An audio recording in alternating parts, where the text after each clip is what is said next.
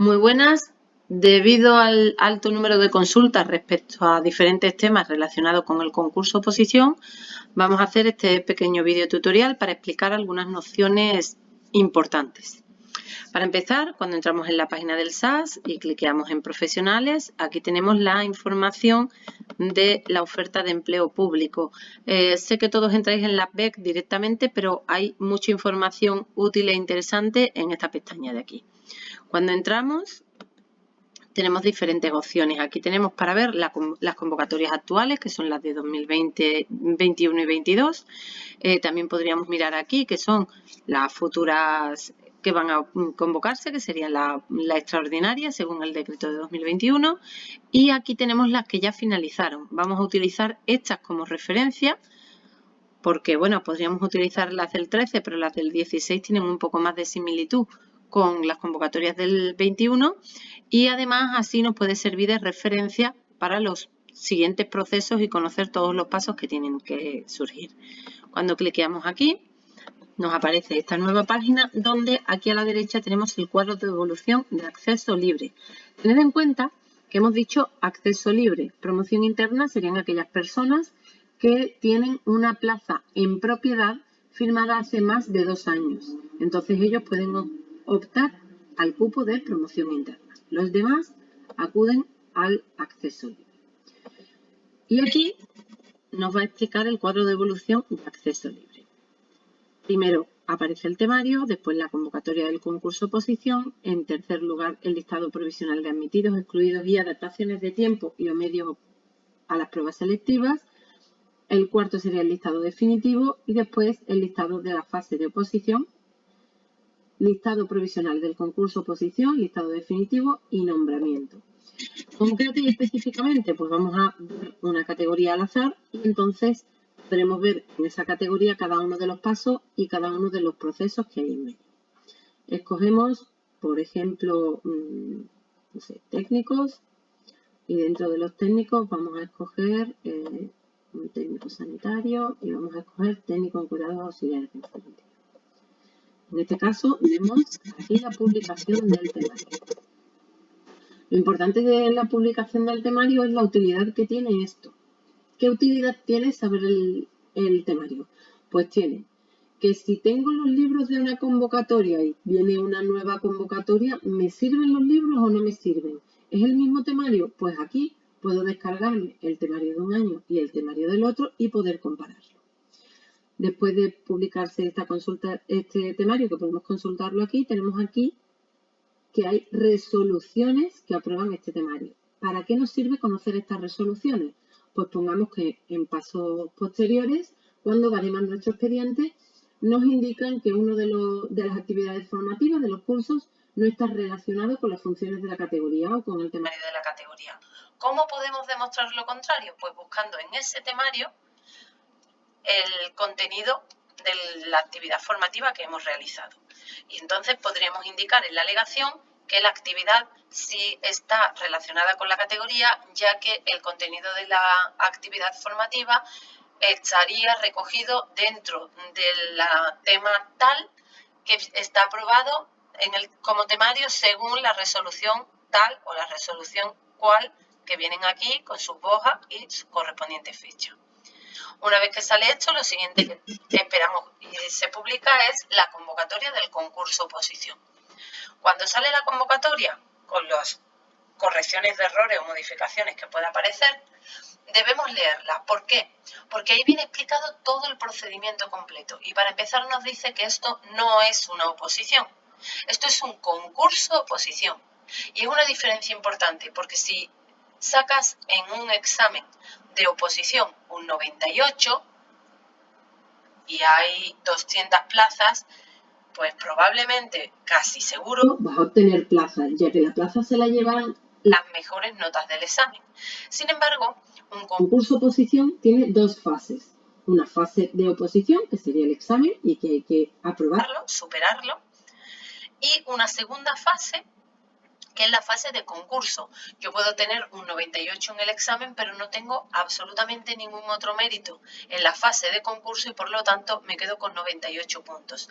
Mientras que puede haber otra persona candidata a esta misma categoría que tenga su puntuación del examen más puntuación de méritos, y aunque en el examen tenga 20 puntos menos que yo, puede tener entre sus méritos 40 puntos más que yo, quedando por tanto muy por encima mía en el listado y por tanto teniendo plaza, algo que yo no obtendría.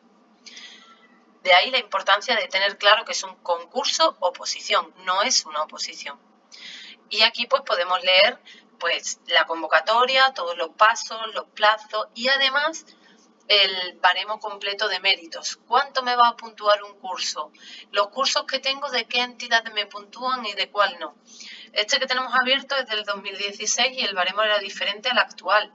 Pero en el actual, en líneas generales, pues nos dice que la experiencia puntúa un máximo de 40 puntos, que tenemos un apartado para formación académica donde se pueden obtener como máximo 6 puntos a través de otras titulaciones académicas o puntuándonos la nota media del expediente de nuestra titulación de acceso a la categoría. Toda esa puntuación iría sumando en ese apartado, llegando a un máximo de 6 puntos. Después tenemos otro apartado de formación continuada y ahí van los cursos acreditados y los no acreditados, estableciéndose máximos tanto por año como máximos por curso y máximos por tipología de curso. Es decir, hay un máximo para al año y un máximo por curso para los cursos acreditados y otros diferentes para los cursos no acreditados. Todo eso tenemos que tenerlo en cuenta a la hora pues de saber cuánto nos va a puntuar o de continuar formándonos en vistas a futuras oposiciones y demás. Tened en cuenta que no siempre son exactamente igual los baremos. Sabemos cómo es el actual, no sabemos si el siguiente será exactamente igual o no. Una vez publicado esto, lo siguiente que se publica es el listado provisional de admisión y concesión de adaptaciones. Estos son las personas que optarán a ese examen. Y aquí sale la fecha de publicación. En concreto, en esta categoría se modificó el tribunal en varias ocasiones debido a jubilaciones y demás. Y una vez que se aprueba este listado provisional y se publica, tenemos un plazo de alegaciones. Pongamos que dicen que no estoy admitida porque, no sé, por ejemplo, porque no he pagado las tasas. Oye, pero si yo las pagué. Bueno, puede ser. O no las pagué porque creía que no las tenía que pagar, porque no leí bien las bases, cualquier motivo, no importa. El plazo de alegación es el plazo para subsanar ese error. Es decir, pagar las tasas e informarlo adecuadamente al SAS. ¿Cómo se informa? ¿Cómo se hace esa alegación? A través de la ventanilla electrónica del candidato. En este mismo canal ya existe un videotutorial explicándolo. Como respuesta a esas alegaciones, aparece el listado definitivo de admisión y concesión de adaptaciones, con la resolución que lo publica. Estos son las personas que definitivamente irían a ese examen. ¿Qué es lo que sucede con esto? Pues que habrá una serie de personas que pueden aparecer como excluidas. En este caso, concretamente, 229 personas. Bueno, pues esas personas tienen la opción de hacer un recurso de reposición. Y ese recurso de reposición tienen un plazo de un mes y será contestado antes o después del examen. En ese caso, ¿qué pasa con hacer o no el examen? Pues que ellos pueden asistir al aula de incidencias de alguno de los edificios en los que se convoque ese examen y realizar el examen. El vigilante del examen les informará que no les puede asegurar que vayan a corregir su examen, ya que no es de él de quien depende la evaluación o el considerar ese recurso de reposición. Es su obligación informarte de eso porque es una realidad, pero tú tienes que hacer tu examen. Una vez que lo hagas, probablemente si has hecho el recurso de reposición antes del examen, a los pocos días llega la respuesta, o al menos así ha sucedido hasta ahora, indicando que efectivamente tenías que ir al aula de incidencia y que ha sido un error. Estamos hablando de casos concretos y de casos muy específicos. Quiero decir, si ha sido un problema con el pago de las tasas, que en muchos casos ha sido ese, por no haber aportado el documento, lo han pagado pero no habían subido el documento, es un error administrativo que nos puede pasar a cualquiera y se ha subsanado sin ningún tipo de problemas. ¿Qué información útil nos da esto? Pues aquí podemos ver que había 22.860 personas que iban a ese examen. No recuerdo el número de plazas, pero bueno, esto nos da una idea de con cuánta gente vamos a competir por esas plazas. Una vez que tenemos ese listado definitivo, lo siguiente es hacer el examen. Y lo siguiente que se publica es el cuadernillo del examen, en este caso iba con una fe de rata, y la plantilla de respuestas. Y aquí todos nos ponemos muy nerviosos, cogemos nuestra plantilla de respuestas y nos ponemos a corregir el examen. Y eso está bien que lo hagamos, pero no es lo más urgente. Lo primero que debemos hacer es revisar si consideramos que alguna de las preguntas creo que yo la he respondido correctamente y que la pregunta 28, la respuesta correcta es la C y que en la planilla de respuesta, en la plantilla de respuesta dice que la correcta es la B. Pues tenemos 72 horas para alegar contra esa plantilla de respuestas, por lo cual es importante los plazos.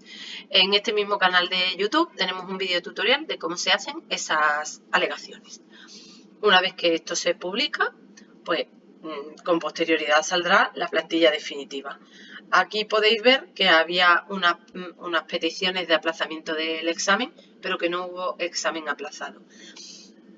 El examen aplazado ha existido siempre para las madres que acaban de tener a sus bebés en un tiempo relativamente cercano al examen y no han podido asistir al examen. De hecho, en estas últimas oposiciones hemos tenido varias mamis que tenían programados sus partos para 1 o 2 días antes del examen, por lo tanto sabían con bastante antelación que no iban a poder acudir y gestionaron toda la documentación necesaria, aunque se puede gestionar incluso después del propio examen. Esta convocatoria, al menos hasta los exámenes que se hicieron en marzo, debido al estado que teníamos con el COVID, con el coronavirus, pues las personas que eran positivos el día del examen también podían posponer dicho examen y asistir a la prueba aplazada. Hay peticiones de prueba aplazada por diferentes motivos. Es importante que leamos bien la normativa para ver cuándo podemos o cuándo no acogernos a dicha prueba aplazada, ya que aunque el sentido común y la lógica nos diga que si yo estoy ingresada deberían permitirme hacer la prueba aplazada, a día de hoy creo que la norma sigue sin recogerlo, no obstante no estoy segura, pero hay muchos otros casos que también los entenderíamos como lógicos en cualquier otra situación y que no están recogidos en la norma. Por otro lado, hay categorías en las que también tenéis el ejemplo de los exámenes de discapacidad intelectual. Tened en cuenta que a discapacidad intelectual no se puede presentar cualquier persona. No solo tiene que estar dentro del cupo de discapacidad y tener alguna discapacidad intelectual, sino que además está recogido en norma que son determinadas discapacidades intelectuales, inteligencia límite, cosas muy concretas, no es un genérico de discapacidad intelectual.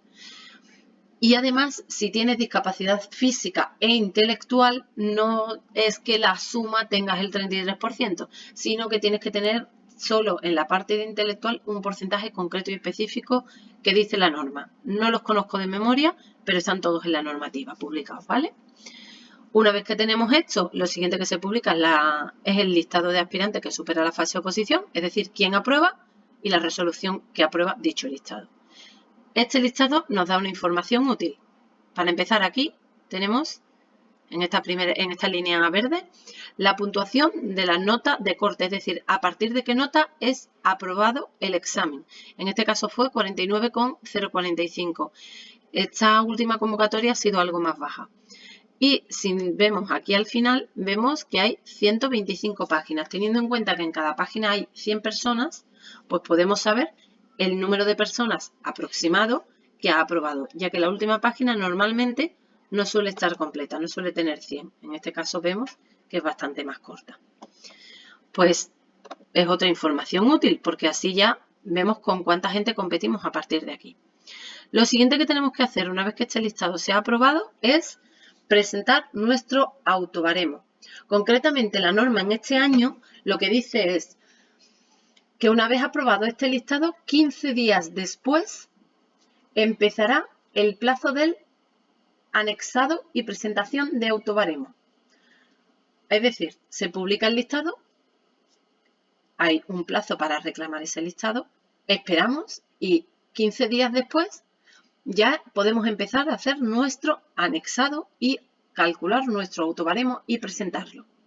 Súper importante, porque si no hacemos esos 3 pasos, quedaremos excluidos del concurso oposición por no haber hecho la fase de concurso. Y estamos obligados, aunque tenga 0 méritos, aunque tenga 0 experiencia profesional, yo debo presentarlo y si no, soy yo quien está decidiendo quedar excluida de este proceso.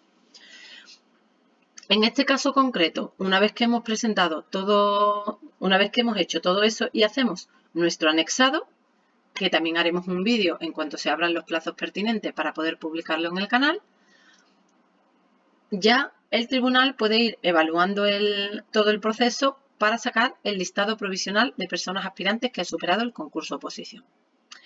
Se me ha olvidado decir que para hacer el anexado antes tenemos que haber registrado nuestros méritos. Para el registro de méritos sí tenemos ya todos los videotutoriales cargados en el YouTube y podéis verlo.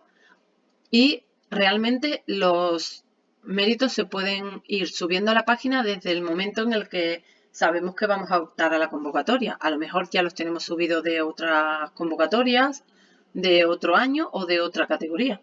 Pero si no los tenemos subidos, desde el primer momento que nos inscribimos podemos ir subiendo méritos. Por sentido común, pues muchísima gente espera hacer el examen y en función de cómo le ha salido el examen, pues entonces sube o no los méritos. Y además, si ya he invertido el tiempo en estudiar y he hecho el examen, ahora puedo invertir tiempo en registrar los méritos y no estoy perdiendo ese tiempo de mis horas de estudio. Una vez que hemos hecho todo esto, en este listado provisional de personas aspirantes que han superado el concurso oposición, lo que nos está diciendo es quién cogería plaza y quién no. Y aquí lo que tenemos que ver es si se nos han valorado todos nuestros méritos o no. Y si no se han valorado, pues tendremos que hacer alegaciones. Pues si me dicen que el mérito no me lo valoran porque no está relacionado con la categoría y yo considero que sí lo está porque está relacionado con el tema 28 del temario de mi categoría, tal como viene reflejado en la resolución tal y cual, pues así tendré que expresarlo y explicarlo en mi alegación. Hay un video tutorial de cómo se hacen las alegaciones ya colgado en el canal. La respuesta a todas estas alegaciones es el listado definitivo. Y a este listado definitivo nos da información útil. Pues eran 3.800 plazas y aquí vemos que hay 3.745 personas excluidas. Si os dais cuenta, aquí aparece, solo voy a mirar el primer folio y a excepción de 2 personas que tienen otro código, las 2 personas que tienen otro código es que ya tenían un nombramiento de esta categoría. Eso sucede cuando se convoca una oposición y otra antes de resolver la anterior.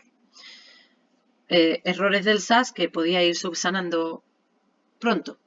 Esperemos. Pero casi todos los que aparecen excluidos es por la fase 2, es decir, superó la fase de oposición y no participó en la fase de concurso. Eso quiere decir que estas personas puede, sí o no, que obtuviesen plaza si hubiesen presentado los méritos, pero no lo hicieron. Por lo cual, reitero la insistencia en hay que presentar los méritos. Y aquí vemos pues las personas que sí obtenían plaza, que son 3.815, y las que no la obtenían, porque quedaban fuera del corte. Si entramos en esta primera, podemos ordenarlo por puntuación cliqueando en la columna de puntuación. Y si nos vamos a las últimas páginas, veremos como aquí hay la nota de la última plaza que se dio en esta categoría concretamente.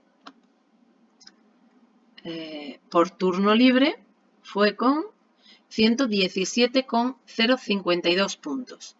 Concretamente esta persona tenía 20 puntos en cursos no acreditados. Tened en cuenta que este baremo es diferente al que tenemos en la actualidad. Pero lo que sí me resultaba interesante es la casilla que os he marcado. En esta columna 1,45, aquí hay un 1,885, aquí hay un 0, aquí hay un 8,7. Esta es la puntuación en experiencia profesional de estos candidatos. Es decir, si esta persona con un 1,45 pudo obtener plaza o esta con un 0, pues es porque tenían otros méritos y además buenas notas de examen. 59, tampoco la veo excesivamente alta. Considero que con los niveles de conocimiento que tenéis la mayoría de los candidatos podéis alcanzar esa nota. Eso es en este caso. Vemos otros casos y podemos irnos al de celador, por ejemplo, y si en celador hacemos exactamente lo mismo y nos vamos a este listado, podremos ver que se ha obtenido plaza en la categoría de celador, no solo con la nota de corte de la última plaza, que según vemos aquí fue 116,822, sino que además aquí tenemos una persona que tenía 1,076 puntos en experiencia profesional. Y aquí tenemos una que tenía 0,01. O esta persona que tenía un mes, 0,303, un mes de 31 días. Esta tenía 4 puntos. ¿Qué es lo que ha sucedido? Pues que aquí es verdad que no tiene el máximo en formación, pero sí tiene buena nota de examen, tiene un 70. Con esto lo que quiero animaros a que entendáis es que ¿se puede obtener plaza sin experiencia? Sí. Es cuestión de que tengamos el máximo en el resto de los apartados posibles o el máximo que podamos obtener. En el mismo caso que hemos enseñado esa categoría, aquí tenemos la categoría de personal de lavandería y planchado. Ni siquiera me voy a ir a la última página, es que estoy en la primera y aquí tenemos una persona que lo que tiene es 1,46. Aquí tenemos otra que tiene 0,07 o aquí tenemos otra que tiene 0 en su experiencia. Y de hecho tampoco tiene el máximo en curso, tiene 38 puntos y sin embargo obtuvo plaza. Quiero decir que hay posibilidades. En el caso de limpiadora, que es otro caso que también me parece importante que podáis ver para que entendáis que no solo existe la categoría de celador, que hay muchas otras categorías y que en todas podéis ver las opciones que podáis tener y que son categorías que existen en el SAS y en las que también podéis trabajar. Aquí tenemos una persona con 0 puntos en experiencia y con 0 puntos en actividades formativas, es decir, en cursos. ¿Qué pasa? Pues que esta persona obtuvo en su examen un 91. Lo mismo sucede con esta persona, este chico que sacó un 90 en su examen y obtiene plaza solo con el 90. El hecho de que estos dos ceros estén aquí significa que hizo la presentación de su autobaremo aunque fuese de 0 y por eso consiguió su plaza. Por eso y porque tenía un examen espectacular. Con todo esto, quiero que quede muy claro que hay que hacer ese paso. Y a veces no queda lo suficientemente claro. Aquí vemos que hay una modificación de la resolución del listado definitivo. ¿Por qué? Porque ese listado definitivo se pueden presentar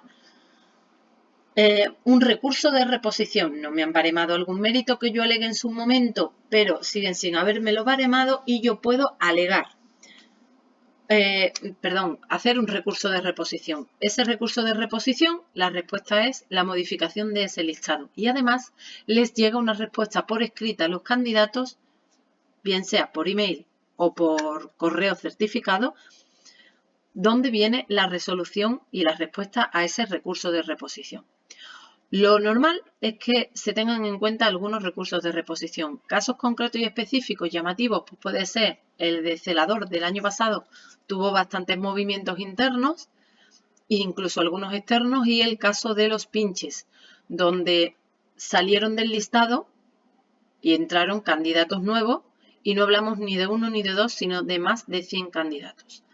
Fue un error, entiendo desde mi opinión, por parte del tribunal no valorar determinados méritos. Cuando quedó demostrado que esos méritos debían estar valorados, pues eso modificó el listado definitivo. Concretamente, la modificación fue de más de 100 personas y esto no solo fue un contratiempo, malestar, atropello a los derechos de los aspirantes y candidatos que estaban dentro del listado y salieron, sino que también de los que estaban fuera que tenían que entrar. ¿Por qué? Porque aquellos que tenían que haber estado dentro desde el principio, pues tuvieron que pasar todo un calvario hasta conseguir estar dentro de ese listado. Y al mismo tiempo se generó durante muchos meses unas grandes expectativas en otros candidatos que después se fulminaron de un día para otro diciendo que salían del listado. Además, como detalle especial por parte del SAS, no tuvieron otro día que hacerlo que el 31 de diciembre. Bueno, todo esto lo cuento un poco anecdótico, aunque para más de 100 personas no fue anecdótico, sino muy significativo, con lo cual es importante tenerlo claro. Una vez publicado esto, lo siguiente es elegir los destinos. A través de cuando sale esta resolución nos marca que debemos elegir los destinos. También hay vídeo tutorial colgado en este canal de YouTube. Y lo siguiente que se publicará será el listado de nombramiento con la adjudicación de las plazas de cada uno de ellos y cuándo tendrán que incorporarse. Sé que el vídeo es un poco largo, pero espero que haya sido de utilidad. Un saludo.